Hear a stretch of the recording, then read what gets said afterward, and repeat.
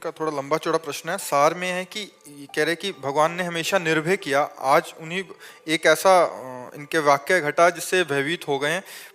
मतलब कह रहे हैं कि घर में एक बहन थी, उसका शरीर पूरा हो गया, और फिर जो गोपाल जी रखे थे, फिर सब अभी ऐसा हो रहा है कि 5 वर्ष से आपको राखी बांध रहे थे, आज आपने उस राखी की राज नहीं रखी। आप अच्छा ये बताओ, राखी बांधोगे तो अमर हो जाएगी क्या बहन?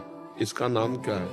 चलो जिन्होंने इतनी तपस्या की, इतना भजन किया कि भगवान पुत्र बने आके, वो भी पधार गए कि नहीं पधार गए? फिर आप कैसी बात कर रहे वो मुझसे 7 साल छोटी थी। मैंने अपने भैया, गर्भ में भी समय पूरा हो जाता है, गर्भ में भी समय पूरा हो जाता है तो गर्भ में ही मर जाता है, गर्भ के बाहर आके मर जाता है, 1-2 साल का होके मर जाता है, 10-5 साल का होके मर जाता है, जवान मर जाता है। मरने की कोई समय है क्या? अब बताओ, मरने का कोई समय है क्या? आप कहते हैं ना कि भगवान कभी भक्तों का अनिष्ट नहीं होने देते। कैसे अनिष्ट हो? तुम क्या जानते हो उसका अनिष्ट? सुनो, एक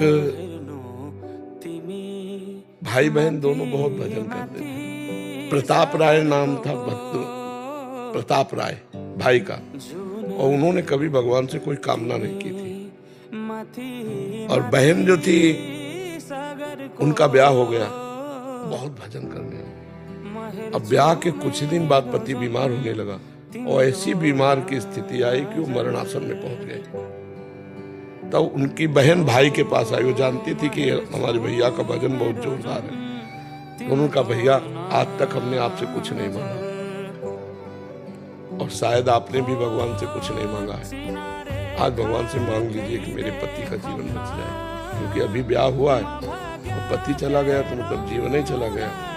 तो उनका, बहन मैंने भगवान से कभी कुछ मांगा नहीं, मांगना भी नहीं चाहता, पर तुम हमको दबाव डाल रही हो, तो चलो तुम्हारे पति के पास चलते हैं और वहीं भगवान से हम प्रार्थना करेंगे।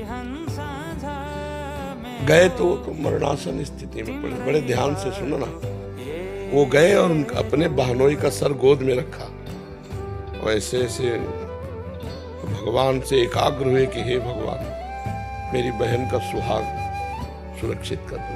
और बहन चरणों के पास बैठी अपने पति के, और वो अपने जीजा का गोद लेकर, गोद में से सर लेकर, इतने में दोनों को तंद्रा आ गई। तो देखा कि जो बहन है, बहन ने देखा कि उसका पति भगवान के पार्षदों से कह रहा कि ले चलो मुझे, तो बोले हम नहीं ले जाएंगे, तुम्हारे जो साले हैं वो बड़े भजनानंदी हैं, और वो भगवान से प्रार्थना कर रहे हैं, तो भगवान कैंसिल कर देंगे, हम नहीं ले जाएंगे।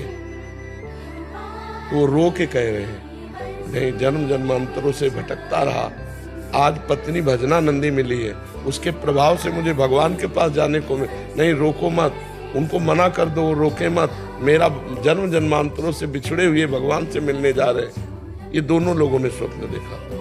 तत्काल बैठे बैठे उसे तंद्रा स्वप्न कहते हैं। एक होता सुसुप्ति स्वप्न, सोते हुए, एक होता बैठे बैठे ऐसे तंद्रा आ गई, उसमें देख लिया। बहन का नाम मालती था, तो प्रताप राय जी ने कहा, मालती अभी तुमने कुछ देखा?